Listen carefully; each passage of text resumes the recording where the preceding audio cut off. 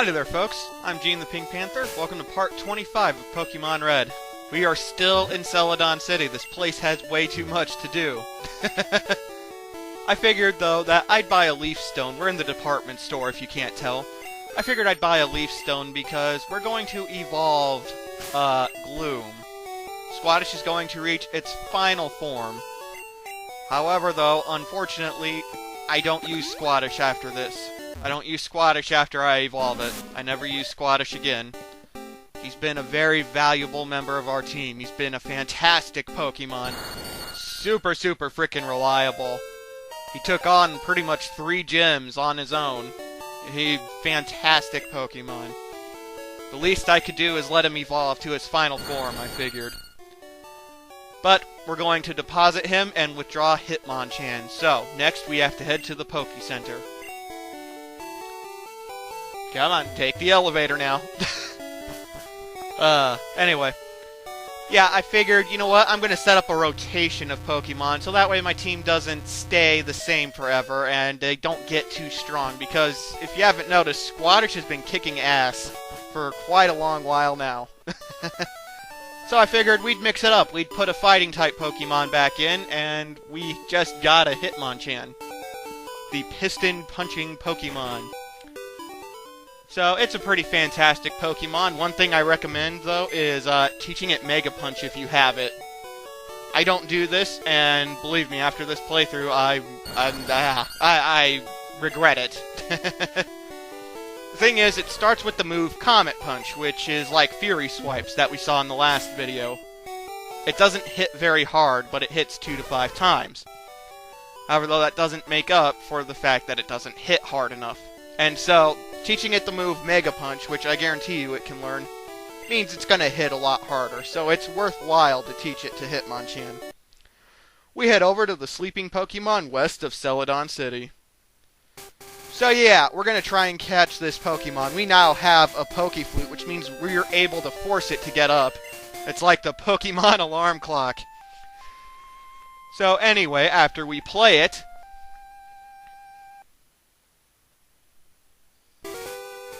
Snorlax woke up, and it attacks in a grumpy rage.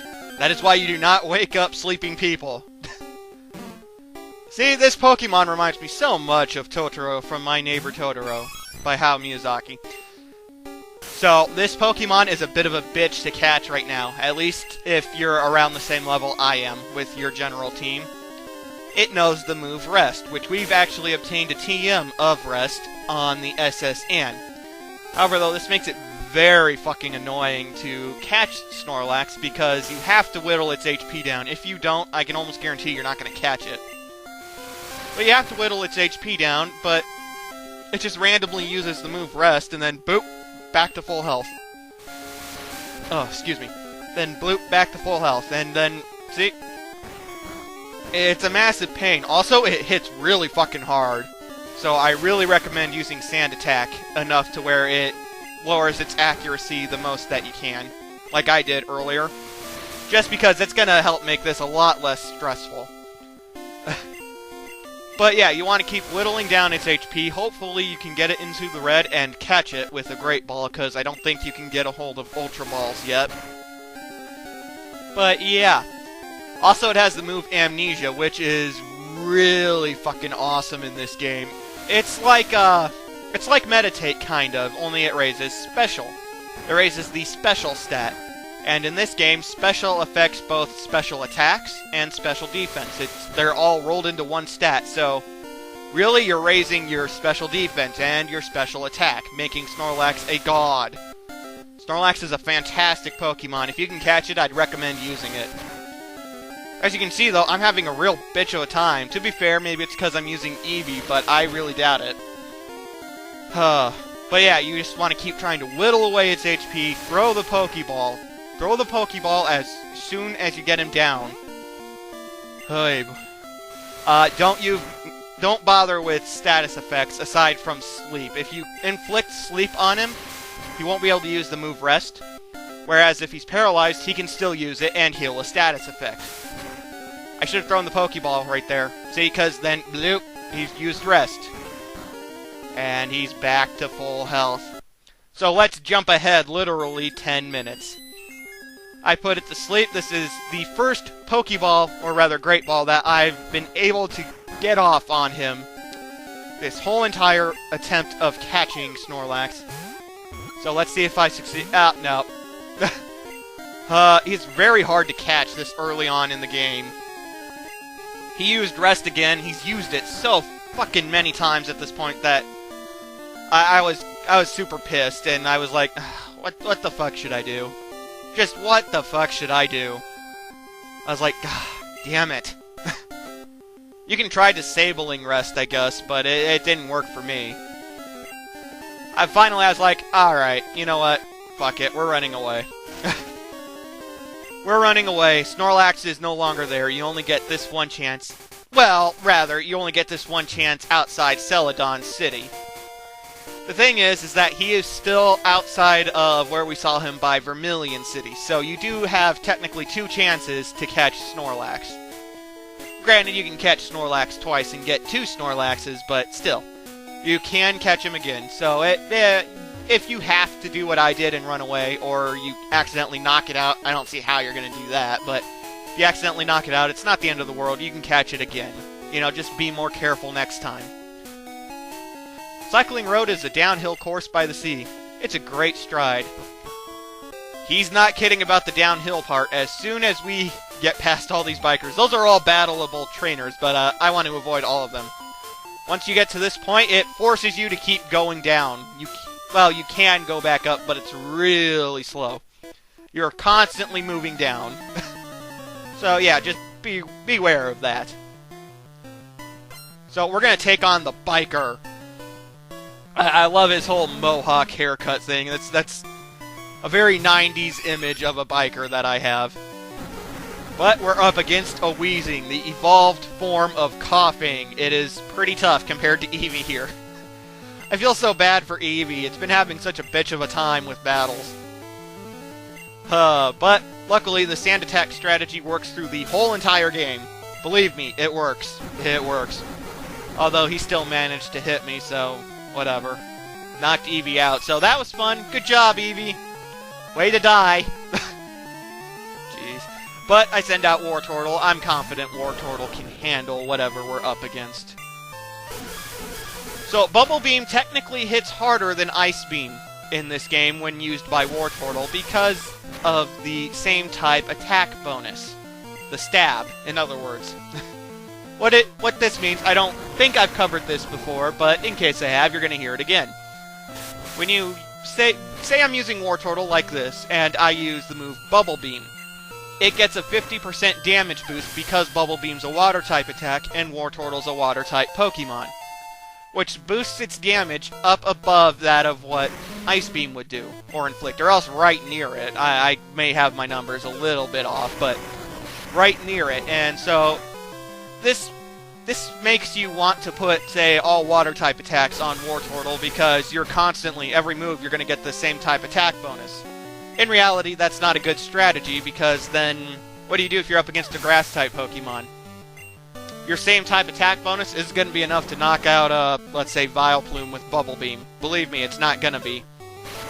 So yeah, the better strategy is to kind of balance out your Pokemon or have some kind of a general team strategy. But because Wartortle's a god of destruction, I decided to just go for the balanced theory. That's all I need. Ice Beam is your best friend, by the way. It's super effective against Grass-type Pokemon, that's why you really want it on a Water Pokemon. And that damn Wheezing poisoned me. They're pretty tough Pokemon, as I said earlier. They hit pretty hard in this game. They have good defense, decent HP. They are able to give me a run for my money. Crash and burn! I love racing downhill. And yet he's staying still. Anywho, though, we're going to continue our way down south. So I forgot to mention, we're on our way to Fuchsia City because we've completed everything we can in Celadon City. And we went to Saffron City and took on the gym, but they didn't give us a frickin' badge. Instead, no, they gave us a Pokemon. Trainer tips. Press the A or B button to stay in place while on the slope. That's a good tip because it really will stop you. It's the brake button. So, you know, that can be helpful. It doesn't make you go uphill any faster. You still go really slow uphill, but it works. Nice bike. How's it handle? I don't know. It handles like a bike. What, you've never ridden a bicycle before? Good lord. But once again, it's wheezing. These bikers generally use poison-type Pokemon, and strong ones at that, such as Weezing here. So, you know, that's something to take note of. Psychic-type Pokemon, this is like the best place to train it. This is a great place to train Drowsy if you have it. But my Drowsy's plenty high level, so we're training Wartortle instead, kind of, I guess. I don't know, it almost looks like Wartortle's gonna go down, which it is. Bye, Wartortle. Oh, bejeebus.